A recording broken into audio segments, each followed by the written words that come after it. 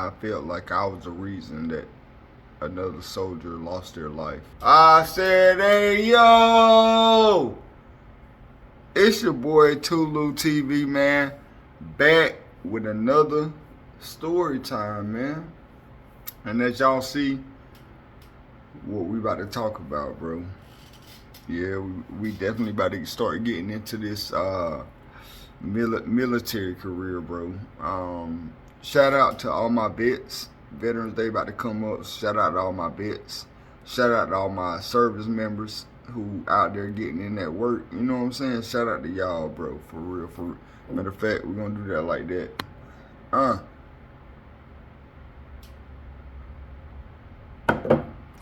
Man. Shout out to y'all. For real, for real. I ain't even gonna lie, bro. Veterans Day, Memorial Day, days like that, they kind of bring up some good and some bad stories for your boy. You know what I'm saying? Like, and I know y'all, oh man, I know y'all dread hearing this bad, but you know what I'm saying? I gotta get through these sad stories to be able to get to the positive side. You know what I'm saying? Like, to get to these lit stories that y'all want to hear about. But man, salute to all my vets and all my service members out there, for real, for real. But man, we're gonna go ahead and get into this thing, man, just like this though. So this story time is gonna be about, I felt like I was the reason that another soldier lost their life. And this ain't no cap, bro. This definitely gonna be a hard story time for me. I know I said, like, even with my mom's story time, I felt like it was gonna be rough for me then, but this story time right here, salute to my therapist and my old lady, for one. Salute to her. Salute to my counselors, because without them, y'all wouldn't be getting some of these story times. And best believe, if I'm able to tell these story times, I'm getting better. Mental health wise. Shout out to my people who going through shit like that. You know what I'm saying? Hey, I've been going through trauma since I was a kid, you know, as y'all see. Or if you're learning, you know what I'm saying? If y'all rock with your boy. But at this point, my company became the best, like, route clearance unit that everybody wanted. You know what I'm saying? I'm gonna say that again. Like, we were in high demand. You know what I'm saying? Like, anytime anybody special came over, or it was a high value personnel on this convoy, you know what I'm saying? Like, your boy them had to step in, bro. I led over 290 something missions in a single man vehicle. And I know y'all be like, oh, this is the saddest story that you gotta tell of. Even though I got blown up, I done got shot.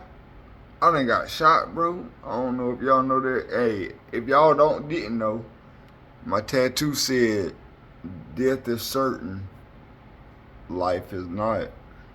You know what I'm saying? Got that tattooed on me after the fact. But we're gonna keep going. So, on this particular night, right, you know, I went up to the board. I'm off for the night. But me, as the guy in charge, we're gonna say that, you know, I went down, I was listening to the briefing and all that, and I realized that my brother was on the route, you know what I'm saying, and he in the second vehicle. So if y'all don't know who I'm talking about, I'm talking about my brother Kissy, my dude Greatness.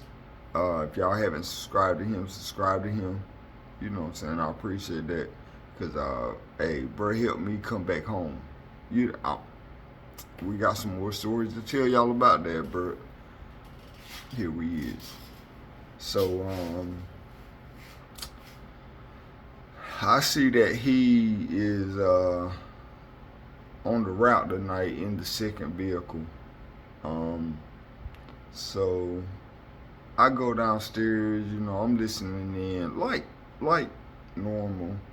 I go downstairs, I'm listening in. Now at this point, bro, we doing 2, maybe 3 missions a day. Like, not only are we doing our 15-hour route clearance missions, but we are also doing QRF. We were definitely busy at this time, so I go downstairs. I'm supposed to be off duty for the night. I go downstairs. I'm listening in to the convo. I'm talking to the Husky driver that's going to be on for the night, and something in me just didn't rub right? You know what I'm saying? Like, especially when any of my guys is on the route, I'd rather be on the route. Like, I don't know how I'd rather be on the route with my guys than to be off and be worried. When I seen his name up there on the list, and what vehicle he was gonna be gunnering in, I was like, all right, I'm gonna go ahead and take this mission because, hey, for one, my guy's out there, and for two, y'all don't have the other better person to bring y'all back home but me. Man, like I said, at this point, man, like, we have become the most requested route clearance unit. We have became like the most, pretty much, bro, the most sought after unit to have on the road before you go out there bullshitting. You know what I'm saying? Like, we did that. I ain't even gonna put it on myself. I'm gonna say we did that. But for those of you who don't know, your boy was a Husky driver. That means a single man vehicle.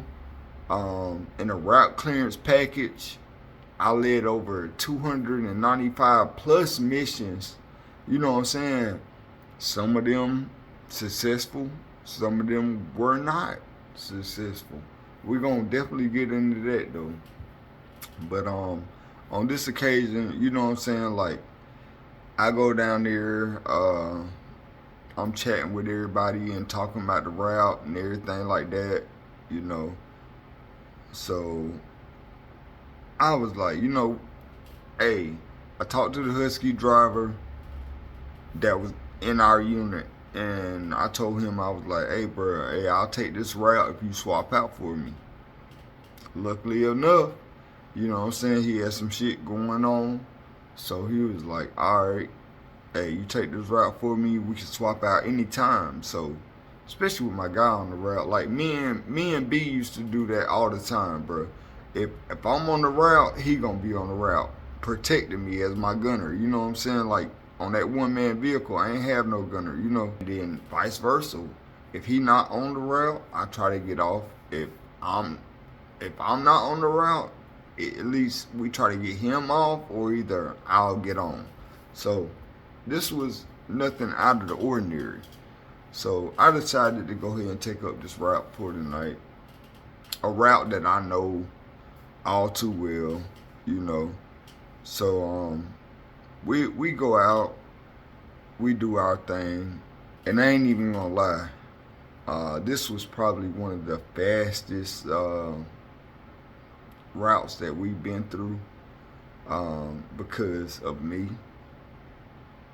And I was kind of lazy at spotting some things. I was kind of lazy at, because I was sleepy, you know what I'm saying? But that's the human of me at that point. And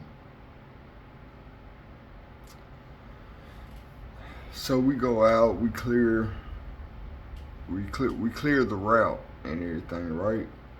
And then we get back, everybody good, everybody safe. Probably about 13 hours later, everybody good, everybody straight. Incomplacency overseas causes someone to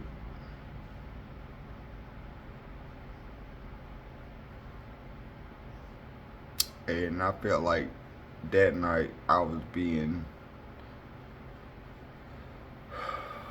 incomplacent, you know what I'm saying? Like I could have just stayed at the barracks and did my thing, you know, like, bro. But I decided to just go out. So our company got back in safe. Everybody was good. Everybody was good. And a few hours later, the next route clearance package would take off. And not even 30 minutes within their journey, radios are going crazy in the building. Radios are going crazy. So, especially a lot of us guys that's in leadership position, me being the Husky driver, you know what I'm saying, I needed to hear, you know, I wanted to hear what was going on. So we run down to the HQ because we know you hear the squawks and everything of the radio and you hear what's going on. You hear them over the comm yelling for their Husky driver.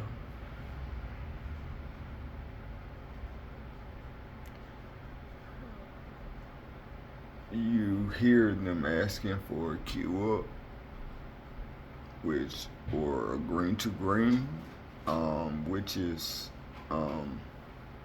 where the vehicle tells you if everybody is up and aware.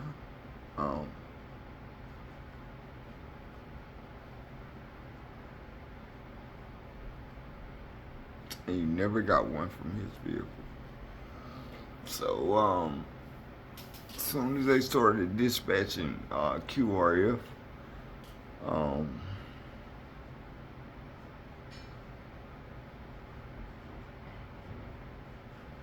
I was already up. So I wanted to go because I wanted to see where on this route did I make my mistake.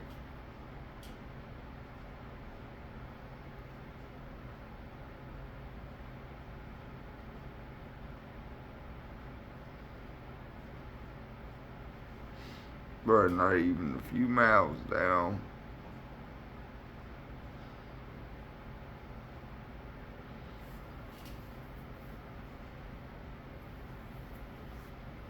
not even a few miles down, man. As soon as we get close to the convoy, I mean, you gotta make your entrance. Let them know who you are pulling up, you know.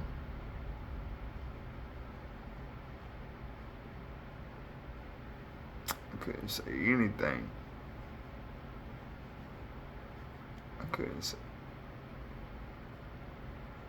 So we get out down the road that we just cleared, you know what I'm saying? Like, we get down the road and we see this convoy stop, and I see this vehicle on fire, bro. Like, blazing. And then when I realized it was the Husky vehicle of that route clearance unit.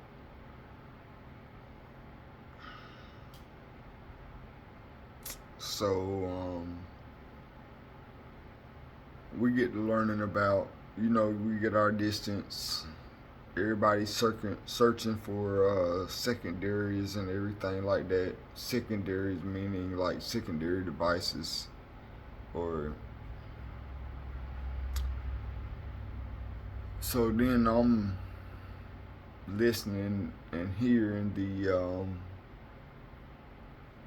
what happened. Um, so evidently this Husky driver rolled up through this spot that I already cleared, you know what I'm saying? And he ended up getting hit by EFP. He ended up losing his life. He ended up losing his life that night. Well, morning. They were telling me, he was trying to signal out for the other vehicle that was behind him. So, oh, when I got back in, they asking me all these questions about what I seen on the route and everything like that. And I know because I was tired at that point, I was just trying to clear the route for us. And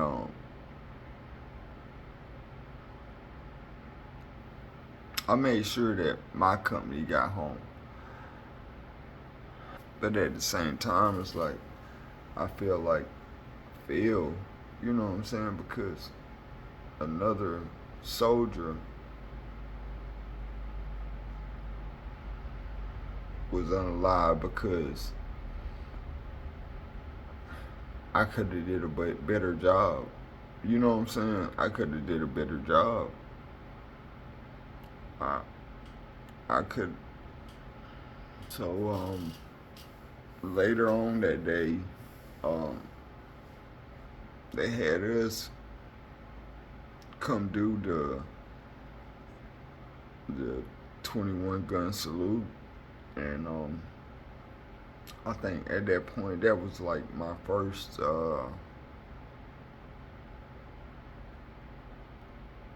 funeral, however you want to say it, you know what I'm saying? Like that was my first one attending, and then in my head the whole time I'm thinking about, oh, what about his family? You know what I'm saying? Like I don't even really, but us Husky drivers though, man, like, man, we took that shit as a responsibility. You know what I'm saying? Like we took that shit to heart.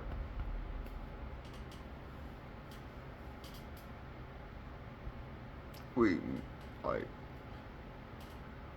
you was the one to supposed to make it safe for everybody else out here.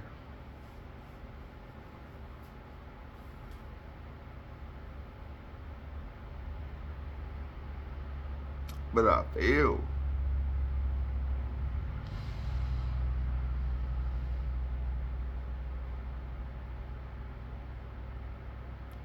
I felt like I failed. After that, bro, I realized shit was real. You know what I'm saying? Like, I realized shit was real. You know, they had the ceremony and everything. We didn't get to see the family then, but when we got back, you know what I'm saying, and they had the roll call and everything, and I seen those people stand up.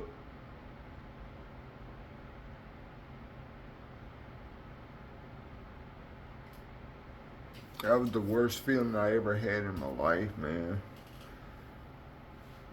I don't know this man, you know what I'm saying, from a grain of salt. I don't know his family. I don't know what he had going on.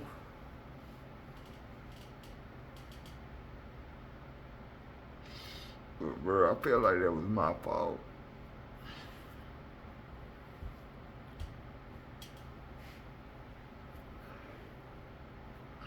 And a lot of people don't know that, man.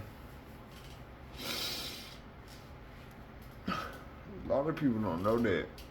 But that's why I say you never know what the next person beside you is going through. You never know what anybody is going through. But man, support them and rock with them, bro. I can after that shit. When you gotta go home and all right, you know what I'm saying? Then you run into those people, family.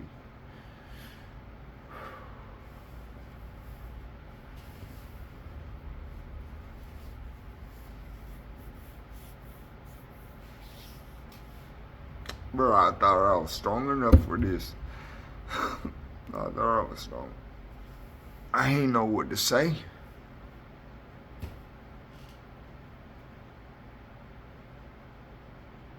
It was my fault.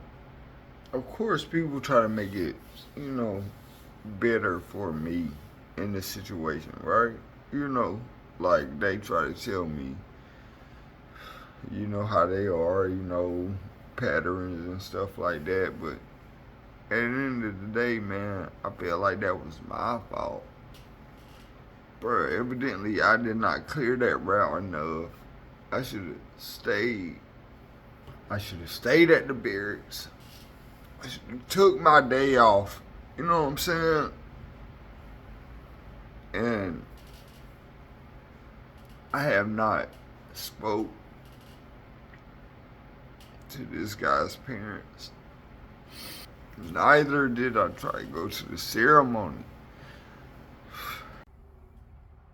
But that's why I say, man,